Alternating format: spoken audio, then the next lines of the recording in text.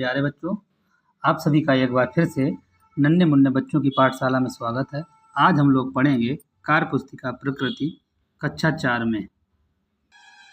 देखें मेरे प्यारे बच्चों, हम लोगों ने पिछले वीडियो में पढ़ा था पाठ 4 हमारा भोजन। आज हम लोग पढ़ें खेत से बाजार तक। मेरे प्यारे बच्चों, खेत से बाजार तक जब हम कोई फसल बोते हैं, बोने के बाद काट के बाजार में बेचने तक के सफ़र को ही खेत से बाजार तक कहा जाता है। प्रश्न नंबर 1 है, नीचे दी गई फसलों का वर्गीकरण तालिका में कीजिए। ज्वार, गेहूं, चना, भिंडी, धान, करेला, मटर, खीरा, बाजरा, सरसों, तरबूज और खरबूज। तो एक साल में चक्र रहता है, फसलों का वर्गीकरण रहता है। रबी, खरीफ और जायद की फसल होती है, हर 4-4 महीने के अंतर पर होती है। तो रबी की फसल कौन कौन? गेहूं, चना, मटर, सरसों। और खरीफ की फसल भिंडी, बाजरा, ज्वार और धान। जायद जो है खीरा, तरबूज और खरबूज। क्या है ये? खरबूज भी इसी में मेरे प्यारे बच्चों।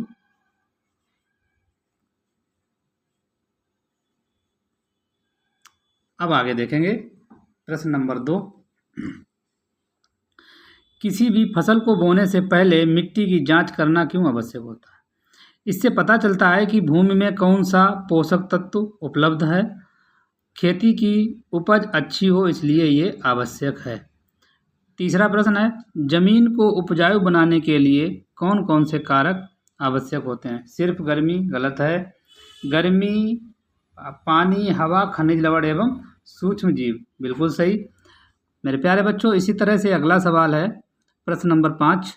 खेती करने से पहले मिट्टी को क्यों भुरभुरा बनाया जाता है? मिट्टी को भुरभुरा बनाने के लिए और किन किन साधनों का उपयोग किया जाता है?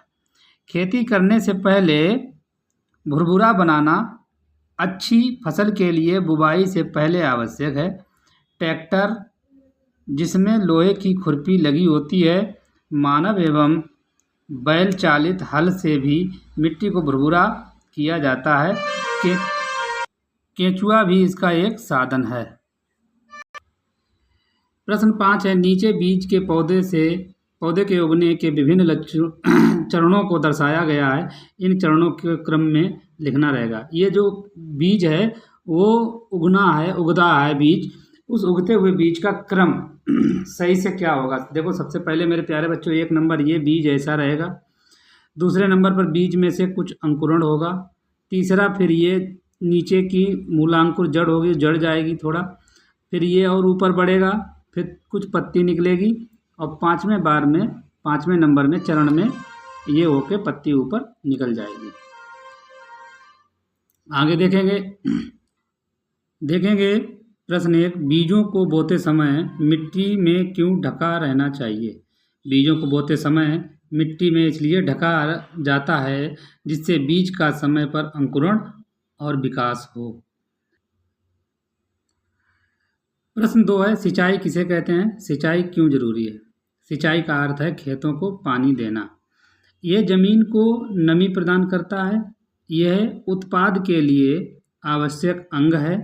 इससे खनिज लवणों का अवशोषण, प्रकाश संश्लेषण, बाष्पोत्सर्जन की क्रियाएं संभव होती हैं।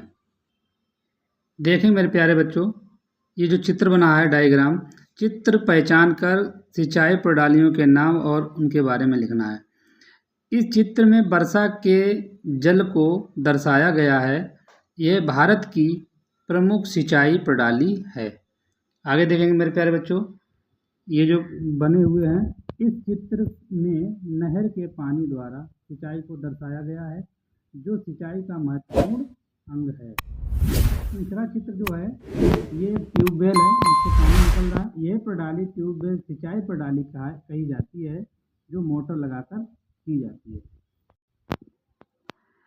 प्रश्न 2, फलों की खेती के लिए मटका सिंचाई प्रणाली की आवश्यकता क्यों होती है? मटका सिंचाई की आवश्यकता जहाँ पानी कम पाया जाता है, वहाँ ये सिंचाई उपयुक्त मानी जाती है, क्योंकि इस विधि से पानी सीधे जड़ों तक पहुँचता है। जल प्रवाह सिंचाई प्रणाली और ड्रिप सिंचाई प्रणाली में अंतर कीजिए। जल प्रवाह सिंचाई प्रणाली और ड्रिप सिंचाई प्रणाली। देखो क्या है, जल प्रवाह सिंचाई प्रणाली वर्षा जल के पूरक के तौर पर पानी की आपूर्ति की तकनीक की व्यवस्था को कहते हैं। ड्रिप सिंचाई प्रणाली क्या है? सिंचाई की इस प्रणाली से पौधों की जड़ों में पानी बूंद बूंद करके दिया जाता है। इसे टपक प्रणाली भी कहते हैं। उर्वरक खाद किसे कहते हैं? ये कितने प्रकार के होते हैं?